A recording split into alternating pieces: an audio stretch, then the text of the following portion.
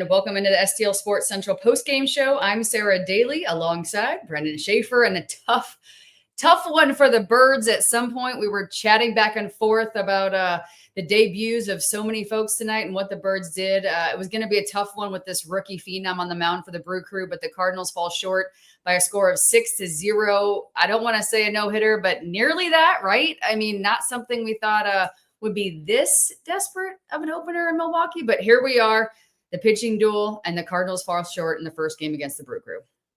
Yeah, they do, Sara, and Jacob Misiorowski was every bit of what he has been billed to be as a prospect coming up. He has a great arsenal, and he shoved tonight for 5 innings. Would have gone even longer, would have maybe flirted with history if not for the ankle injury. Kind of turned his ankle there on the mound after 81 pitches, and I think the Brewers, knowing that they got plenty out of him and he's got plenty of outings in the future, they didn't want to take any chances. So made sense to see him removed there, but the Cardinals didn't really get anything done against the bullpen either. So it's a continuing conversation about an offense that has not quite gotten up to par recently, a pitching staff that, man, you hoped Sonny could be sort of the stopper after his last couple of strong outings. They get to him in the 5th inning in a major way as well. So right now, 5 straight losses, you're starting to wonder if maybe May was a bit of a mirage for this Cardinals team and how they might be able to find it back, because you are quickly slipping in the standings. I believe Milwaukee surpasses the Cardinals tonight for 2nd place. The Reds are right there, too. This is going to be an interesting proving ground over the next couple of weeks as you continue to play the Brewers. You're going to see the Reds. You're going to see the Cubs all before the end of the month of June. Sara, this is not the type of baseball you want to see the Cardinals playing with all these divisional matchups coming up. No, we talked about it last night on the postgame show with Joe. And of course, we have everyone streaming in with their comments and their frustrations, but you can see quite a few comments here. Of course, Mitchell talking about just being sad. Yeah, emotionally, it's an up and down roller coaster. Like, that's a great comment right there. I'm just sad. Yeah, it's like the wah, wah. We can't That's ever kind of the vibe. Consistency, right? I mean, it is frustration, deservedly so. Yeah, people are feeling a little bit sad. I do want to know, whenever I see comments like this, as though the manager has suddenly become the big problem, let me know. Be specific. What did Ollie do wrong tonight that wasn't simply sending the guys out there to hit home runs because they failed to score a run? There's a lot more going on, I think, in a game where you lose 6-0 than the manager making any decisions. And look, I think if anyone wants to have thoughts about the lineup, I saw something about Lars Nootbaar leading off at this point is not producing what the Cardinals are looking for, because, yeah, he's been certainly down in an on-base capacity recently, and the strikeouts are way up from Newt.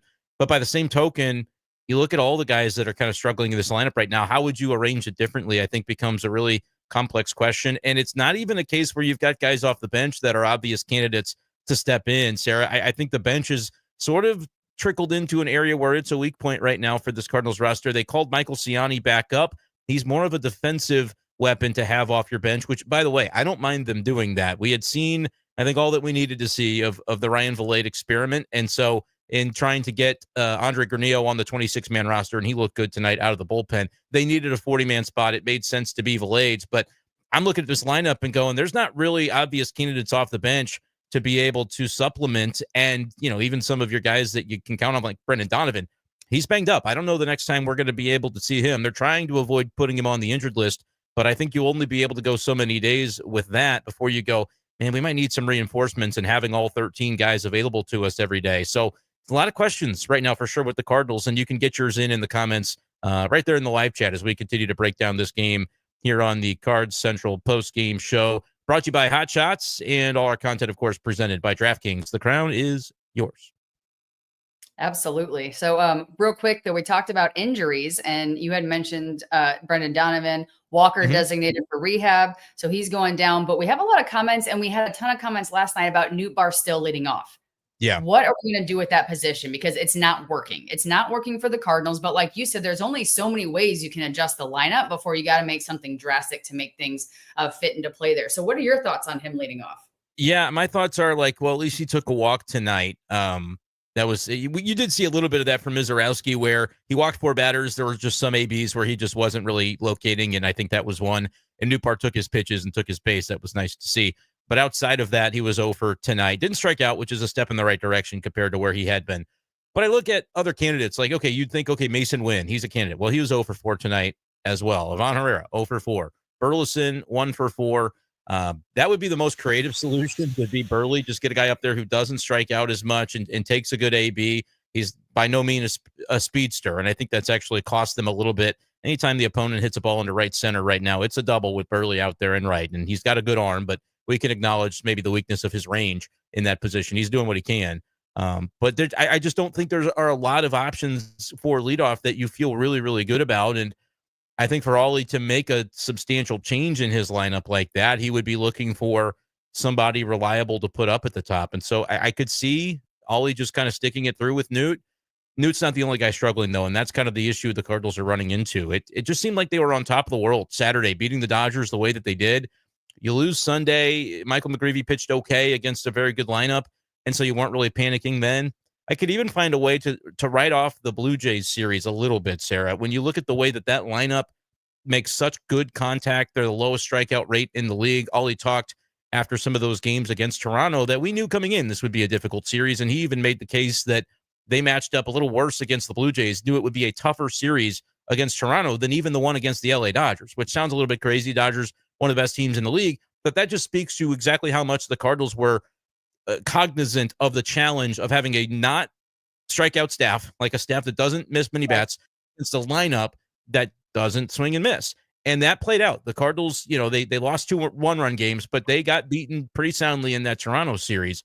And so you maybe don't even panic about that because you say, that's just a bad matchup. All right, but now it's 4 losses in a row. Now you're playing divisional games, and you got beat like a drum tonight in just about every facet of the game, and it's 5 in a row. Like, I get it if you want to kind of look at the ways that this could still be an optimistic scenario and not overly concerning, but there's enough cracks in various elements of the roster right now. When you think about rotation, has not looked good the last time through. Offense is scuffling a bit, and bullpen is a little bit hit and miss.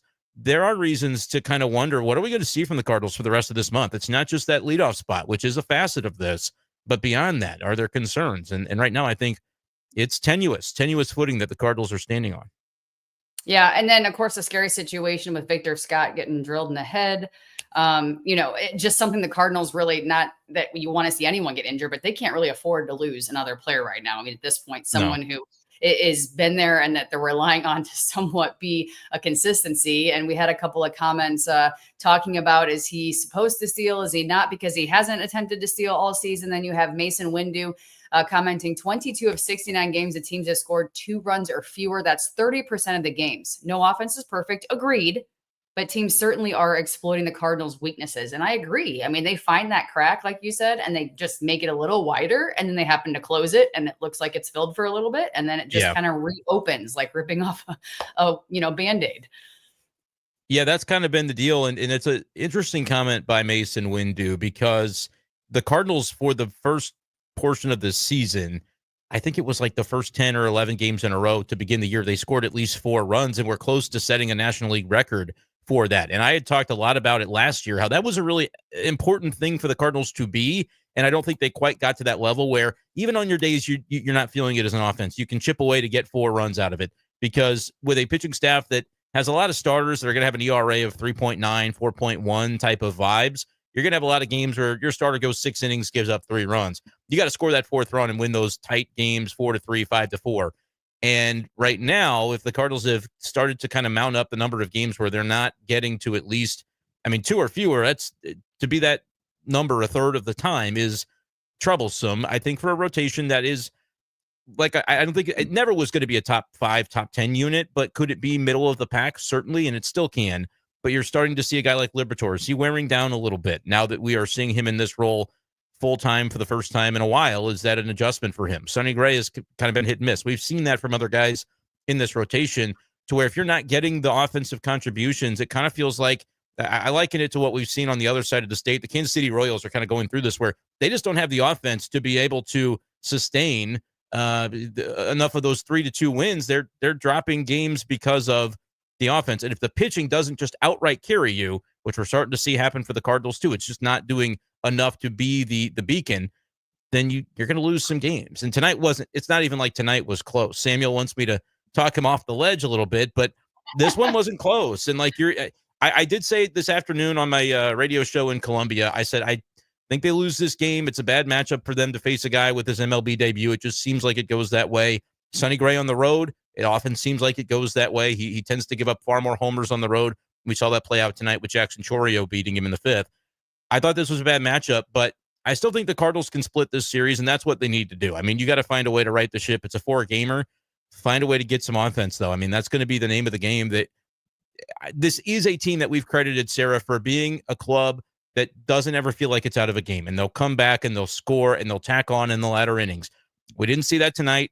I don't really feel like we had that type of vibe to the ABs down the stretch yesterday as much. So they've got to find that back over the course of this weekend. They might be trailing early in some games. That's not going to be a viable excuse for this Cardinals team because we know, Sara, we've already seen it from them. They are capable of doing that and coming back in games.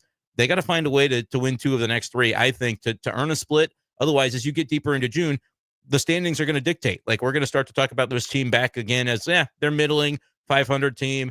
Didn't expect much coming in, not going to get much from them. That we're not there yet for me, but it could be teetering in that direction if you don't find some of the strengths back that were very present in the month of May. Right. And I feel like it's a little bit of deja vu, right? Because at the beginning of the season, we were having much of a similar conversation in some of these post-game shows. And Kendall Johnson saying pitching, pitching, pitching, agreeing with us from the starters to the pen, no swing and miss stuff, all high contact, not a recipe for success in MLB anymore, can't hold a lead or keep the score even. Now, you mentioned Libby. Last night, we had a couple of comments too. Is it arm fatigue? And it's way too early to say that it was that. You're also looking at Sonny, who is the experienced veteran, who you're looking to have leadership and guidance out there. And then when he gets hit around like he did tonight, towards the end of his in-depth performance, I should say, because it wasn't completely too deep, but it's just, you want those turnaround emotional points for the Birds, and they're not getting those right now. And it almost feels like they were just kind of deflated or flat, I guess maybe is a good word tonight. They just kind of seem like blah. And it's been that way since the start of the Toronto series. And that spark that we saw, like you said, maybe just a blip or whatever that we felt, a month or so ago. It's like, if that would just come back, I feel like they would have a better chance to really just at least show up a little bit more. Well, what's interesting is I do actually think you saw that spark at times in the Toronto series from the offense. From the pitching, you didn't. The pitching did not get it done in that series, and it was particularly bad in Game 2 when you lose 10-9 and you get beat in the rotation. Every reliever that came in gave up a run. Roycroft is throwing a wild pitch to give up another run, and they end up losing 10-9. Like, that's not going to get the job done. The Cardinals have some slim margin for error, I feel like, because they don't have an area of their team that I would look at and say is elite. On their best day, they have a rotation that can be solid. Most of the time, it's going to be passable, and you need to maintain that. They have a lineup that I think can be relentless in the way that they approach it, but they don't have a lot of power in the lineup, and so you're going to be limited by that. You're not going to be a top 5, probably even a top 10 offense because they don't have the power sources to do it. Bullpen is a wild card. It can be really, really good. It can be really, really concerning on a day-to-day basis. So, like, you have a slim margin when, and look, this is supposed to be a good defensive team too. I didn't see that really as much tonight. I mean, ball clanging off of Nolan Gorman's glove. There have been a few too many of those types of plays in recent days and maybe even over the past week that I just think the Cardinals don't have room for that if they're going to be this, playoff caliber contending team. That has to be another element of the team that is a plus. And right now we're not seeing it. So, I think in a lot of people in the comments, we got some angry people. We always do.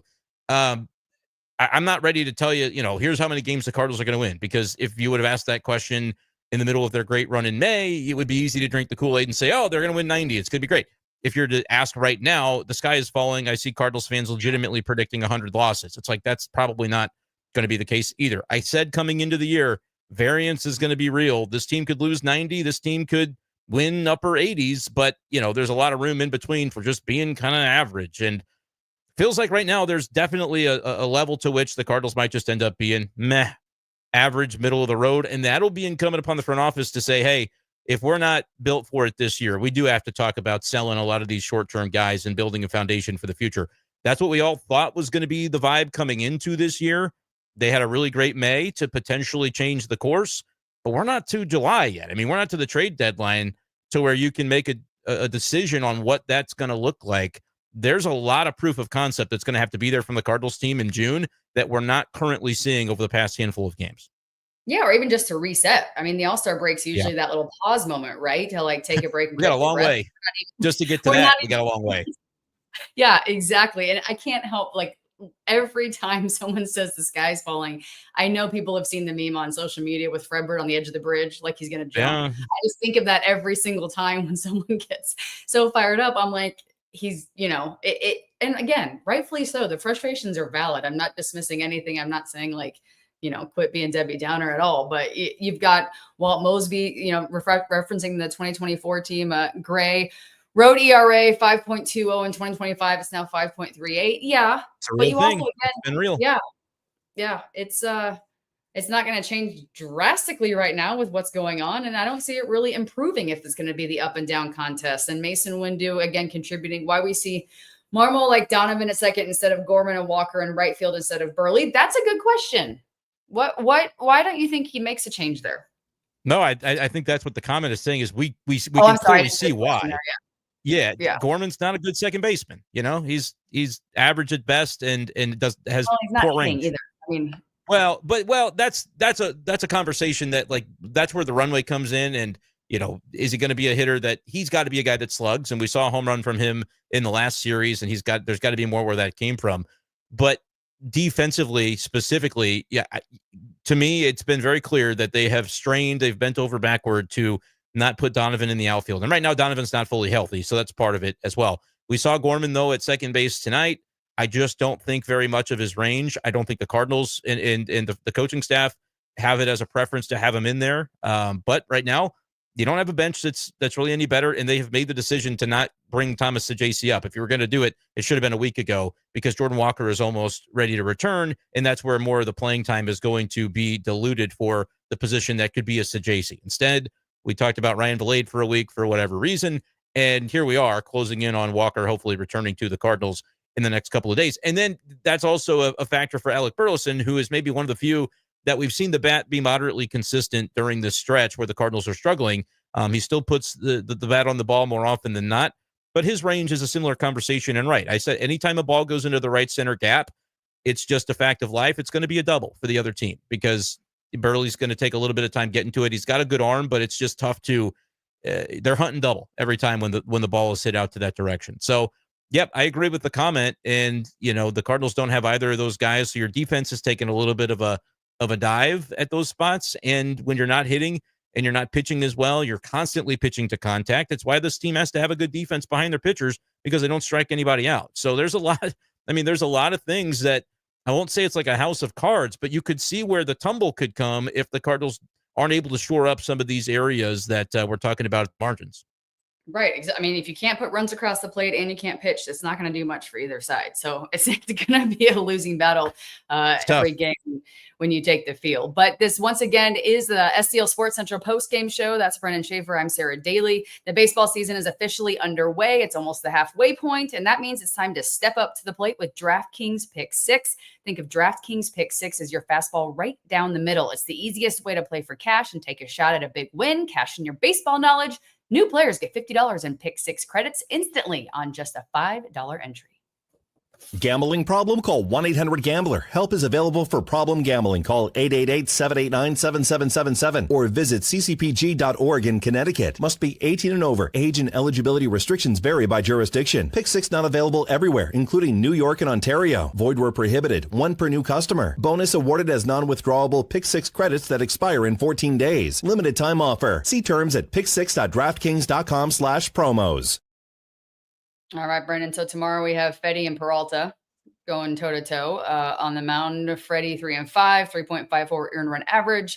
Peralta 2.69, 78 Ks though. Peralta's looking pretty steady out there for the Brew Crew, and he's going to be tough. So a couple of predictions last night before tonight's matchup that, a rookie versus a vet comparison tonight on the mound, and the freaking debut was just stellar. I mean, he was a phenom, and now we go head to head with another tough pitcher tomorrow. Do you think the Cards are going to take one out tomorrow, or is it going to be maybe the final game of the series?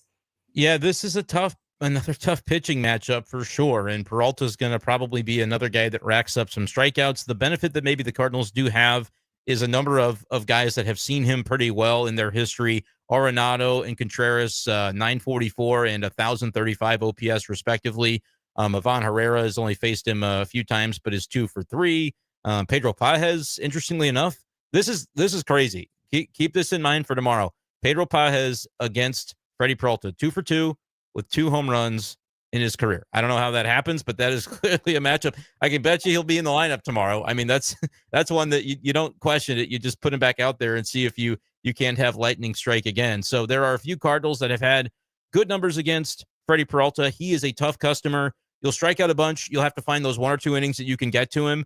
And you're going to need Eric Fetty to have his high wire act again, because he's been a guy that has walked too many this year to be able to sustain where he's been ERA-wise, but he's done it so far. 3.5 is his ERA. You will take that every day of the week and twice on Sunday. But the way he has gone about it, last outing was a good one against the Dodgers, got through 5 1/3 scoreless, but he walked 4. If he's going to be able to do it against the Brewers, you're going to have, I think, a little bit of luck involved. You'd like the walks to go down for him, but at this point, it's just been a fact of life with Fetty, and you're hoping he can get away with it in this one, because, again, they really could use a win in a game where I think on paper it looks like another tough one on Friday. Once again, if you're just joining us, the Cardinals take another hard one tonight. Final score is 6-0. Tomorrow we have Fetty, but then the next day, the series wrap up, Palante. And again, another one where you're just kind of, here we go. We're going to see what happens with so out of tomorrow and the game 3 matchup with the Brewers, which one do you see the Cards have the best odds of taking over victory? I have to look at, and they do play another game on Sunday, so this will be a 4-game series. Right. 4-game series. And I'm going to continue to complain that MLB.com changed their format where you can't just click on the website and scroll through and see the probable starters every day. It bothers me to no end. It's a thing that maybe nobody else cares about, but I think it's ridiculous. Well, when you look at it all the time and it doesn't help you out, yeah, it's something to complain about. It's like I should just be able to click and go next day, but instead they want me to buy tickets. No, I just want to look at the pitching matchup. Anyhow, Saturday, Palante versus Quintana. That's not a great matchup from the pitching standpoint. Sunday is Michaelis. Milwaukee, according to MLB.com, has a TBD going. Yeah, I guess I didn't look as closely at the pitching matchups when I predicted they might lose game 1 but split the series, because it's going to have to be the offense, Sarah, that does it. Like, I am not looking at any of the days that the Cardinals line up against the Brewers pitching-wise and thinking lovely thoughts. Fetty and Palante have kind of had similar years. They can certainly give you a good, capable outing, but I don't think they're going to win you a game. There are times where Sonny Gray can win you a game. He's going to go 7 innings and strike out 10. Didn't get that version of him tonight. Would have been nice. But I don't know that you're going to necessarily get that from either Fetty or Palante. So it's going to have to be the bats that come to life, and you got to get to those requisite 4, 5, 6 run totals. And if they don't, it could be tricky. I mean, it could be a weekend that we look back on and say, yep, this is where we realized the Cardinals just weren't in it for the long haul in 2025. Or they could get those numbers. They could win a couple of 5-4, 6-5 type of games, at least escape with a split, and then say, all right, the bats are back. Go into the White Sox place and do to the White Sox what you're supposed to do to the White Sox. I'm not making predictions on what's going to happen. It could go either direction. I'm leaving room for both of those things to happen, but they'll tell us. That's the beauty of it. For all the fans that complain about, well, you're not hard enough on them. They still have a winning record. They don't look good right now, but there is an opportunity over the next week before you return back to Busch for some more NL Central games to really kind of remind people who you say you are as a Cardinals team. They're up against it a little bit in this Brewers series, but if you can take 2 of 3 somehow with negative pitching matchups the next couple of days, and then you go into the White Sox and do to them what you're supposed to, we might be looking about this team a little bit differently this time next week. But they got to go and do it. Nobody's going to do it for them. Well, and I'm going to say right now, if we head into the Chicago White Sox series and give that one up, it's going to be even worse. I mean, I don't know really how much more frustrated Cardinal fans can get at this point, because they are seeing the ups and downs. But again, we have quite a few comments. Sean of St. Loserville, May was an awesome month, but it's back to the franchise fall from grace. And that like breaks my heart to hear. I mean, it's the truth. It breaks my heart, because it's like, oh, there's just so much potential and opportunity. We just got to figure out what to do to make it click on all cylinders all the time. Because it's clearly, yeah, and they're not there. I mean, clearly they're not there right now. You could have found a way. You could have found a way in which the last few days go differently, and maybe the panic isn't quite as high. But this is legitimate. I mean, the Brewers look like they're playing good baseball. They've been hunting you down in the standings for a little while now, and it's continuing in these head-to-head matchups. 6-0 is not the foot forward that you wanted to see the Cardinals place. I know that they weren't overly concerned about the way the Toronto series was playing out as it was unfolding. Even in the losses, especially the first 2, you felt like they battled. They lose 1-run games, and it was tough. But you weren't necessarily feeling like they mailed it in. Ollie's never going to tell us that they mailed it in regardless, but I can look at the last couple of days and go, all right, there's got to be a fire or a spark that surfaces again at some point soon, because these are meaningful games and you don't want too many of them to slip away. One positive, Granello tonight, major league debut. He looks pretty solid out there, and taking away the positives, happy for him. They did talk about it on the broadcast, so he called his parents. They cried first, and then he lost it because he was excited about the call up. So trying to look for all the bright spots. A couple of comments there. Also, Chris Widener talking about that he was excited about his performance. So taking the pluses and see what we can do with that. But some of the comments about we're not hard on the Cardinals. Well, no, we have expectations, and that's the reason why everyone's complaining, right? Everyone's bitching about the performance because this franchise does have a history and does have expectations. No, and that's why we're on them. It's largely one guy that I'm ready to punt off the face of the planet, and I'll probably do it soon, and that'll just be that. You know who you are. But no, you're right. I mean, this is where we're at, and I'm cool with Cardinals fans having feelings about this team. Like, that's what you want. You want passion. I'm sitting there saying the same thing you guys are saying, that they have to turn it around, or we're going to be back into the mode of talking about this team, which was expected as this is a retool year. This is a year where they're not going to be very competitive. The Las Vegas and sports books said at the beginning of the year, this is a team that's going to win like 76 or 77 games. If you were to go somewhere and make a wager on this team and how many games they'd win, that was the number that you could select higher or lower on. So this was not expected to be a 500 team. They played in May, certainly better than they are, but that was, at least people hoped, a glimpse into, all right, can they sustain something close to that? We'll see, because right now they are coming back down to earth in a very violent way, to where you could end up being a 500 team. You could still be a below 500 team. Like, if the Cardinals are 500 and on July the 21st, like they're literally the same number of wins as losses, probably should sell. I mean, you should sell Matz, sell Helsley, sell Fetty, sell everybody, because if they're on an expiring contract and you're 500 team, not like above. The Blues did a while ago. Just get rid of them all and reshuffle. Yeah, and I think that was kind of a couple years ago. They certainly had a look like that. The Blues this year did something interesting. They did nothing at the trade deadline when it seemed like they were kind of in the middle.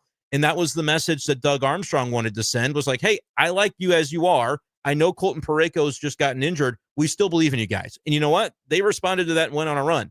I don't know what it's going to look like for the Cardinals. I think there are players like Ryan Helsley, if he's pitching well, that are going to have value. And look, expiring contracts, those guys are not coming back next year. The Cardinals are not re-signing Helsley. They're not re-signing Steven Matz, Fetty, Michaelis. If any of those guys have value, those are the guys that you're looking to tell Chaim Bloom, hey, what do you want? Because we're going to try to get you some prospects to jumpstart this thing as you take over for 2026. I would love to see that not be what has to happen, but if they're only about a middling 500 team, that's what you're probably going to be looking at. And the Cardinals now have the burden is on them over the next 6 weeks or so to find a way to show that, no, we're more than that. This is a team still worth believing in. So Sean of St. Loserville says May was a fluke month. Do you feel, I mean, honestly, do you feel that way, Brenden? Or do you think that that was a true potential of where they could be playing for stringing some series together?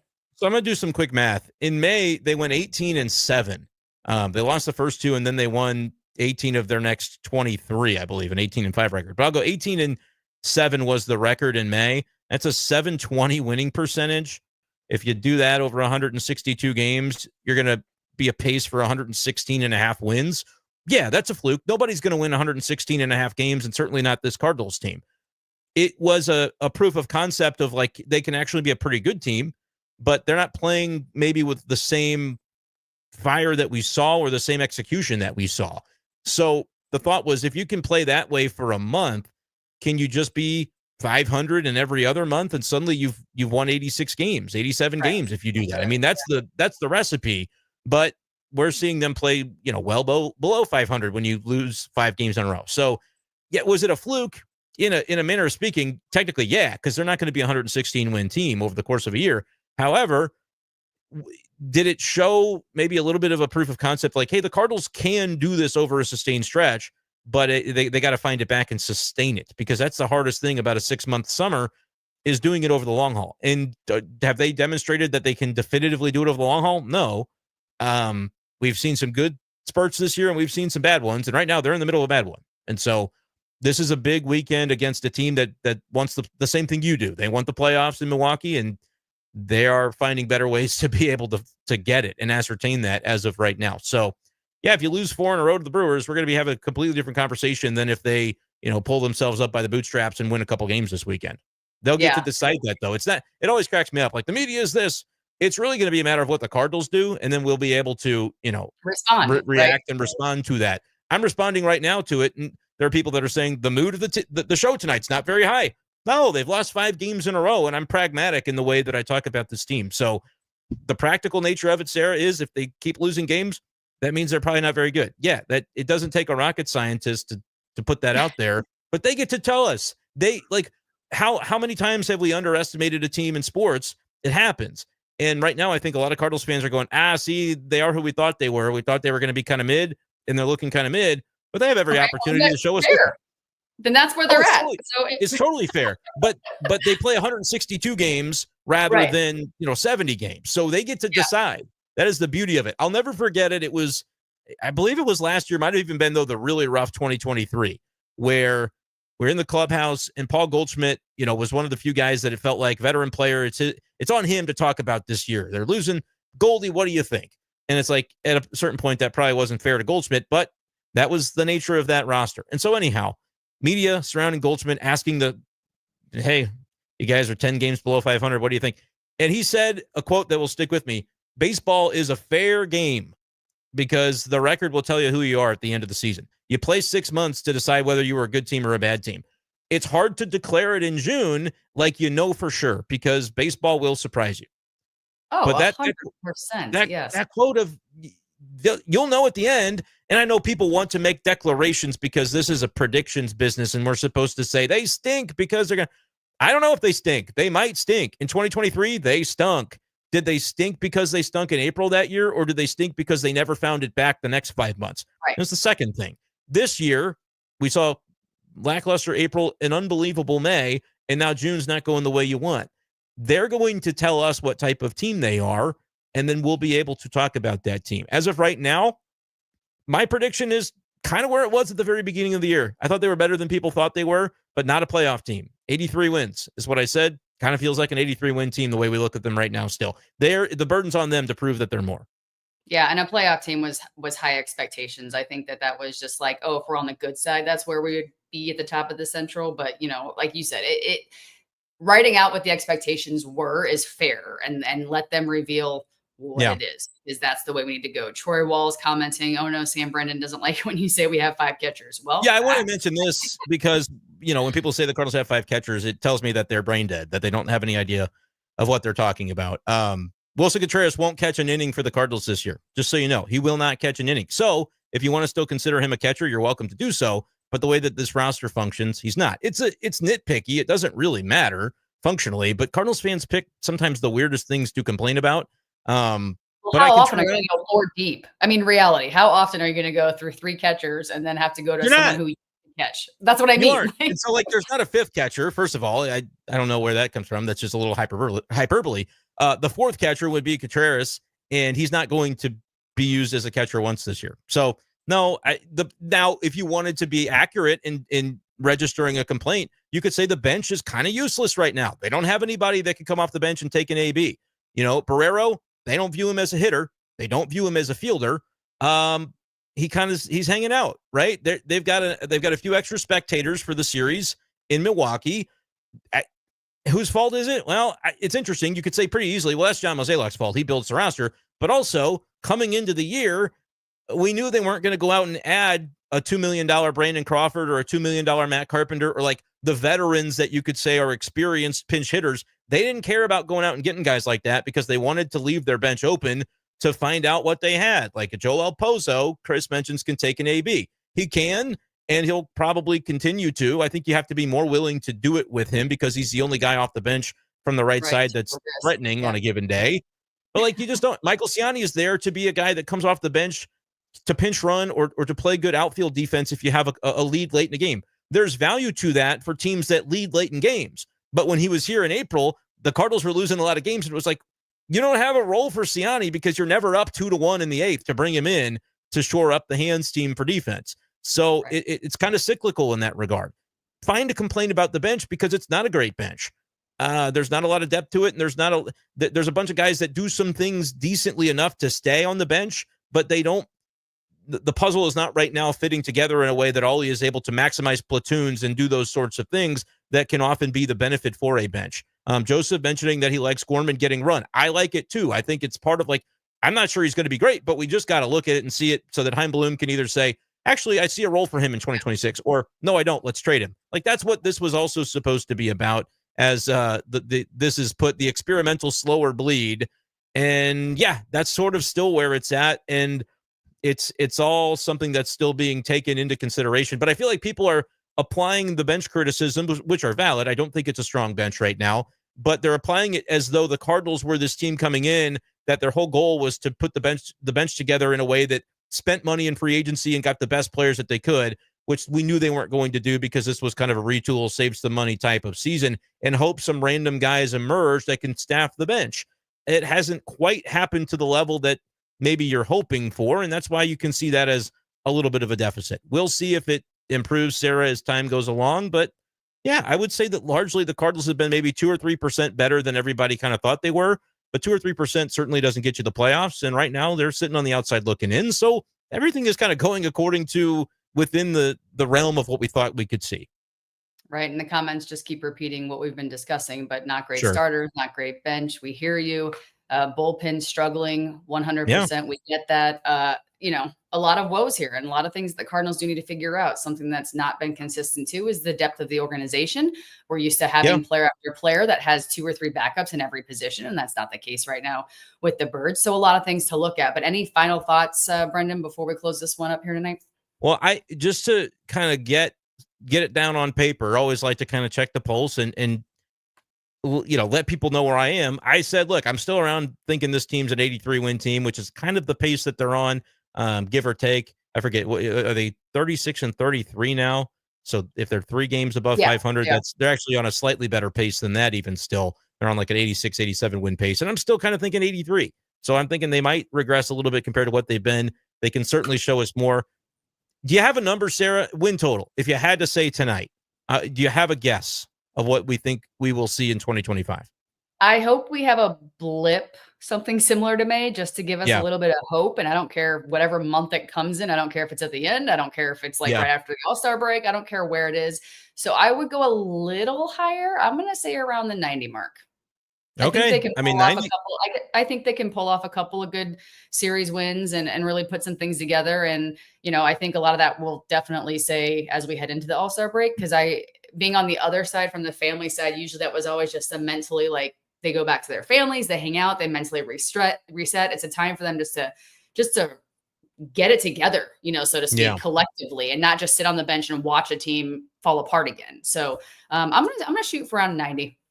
Yeah, and I think that would be enough to get them in the playoffs, and that would be a welcome scenario. They're a little bit below that pace right now. I think the key to doing it, I think it's possible, but what they'll have to do it is you can't have losing skids where you drop 5. You have to kind of go every other and be 500 for a while, and then you find that week where you win 6 of 7.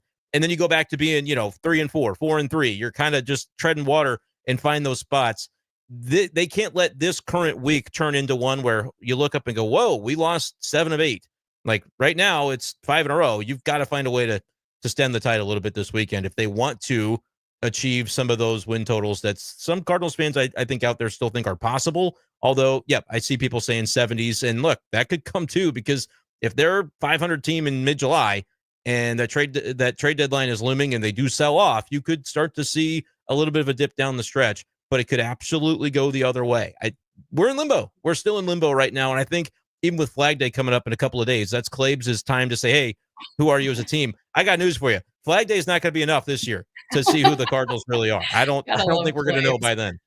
I love his marks. And that's also barring no major injuries, right? I mean, given that the trade deadline is looming, but then if you have someone on the team that goes down hard, you're really going to be in a bind, and then we're not looking at the same situation. So injuries are part of the game. I get that, but no, I'll stick with the 90 mark, and we'll see. Maybe we should make a bet and find something fun and creative to make this more interesting than the season has already been, because it gets a little old just trying to figure out what these Cardinals are going to do. We're waiting for the turnaround, and it's on Fetty's shoulders for tomorrow, where we start to look up and go, well, this is really a skid, isn't it? We'll see. They'll get to decide. That's the beauty of baseball. It's a fair game. I'll quote Goldie again. It's a fair game, and they'll tell us as they go along. I might have to use that in the future. I like it. First pitch tomorrow, 7:10. Of course, the Brewers and the Birds, Fetty on the mound, like Brenden just mentioned. This is the STL Sports Central post-game show brought to you by Hot Shots. That's Brenden Schaeffer. I'm Sara Dayley. Of course, we appreciate you joining us here tonight. Love the interaction, love the comments, love the subscriptions. So subscribe, comment, hang out with us, and honestly, vent all you want. We're here to take it. We're here to enjoy it, and we're here to be alongside the frustration. So we'll see you right back here next time on STL Central's post-game show.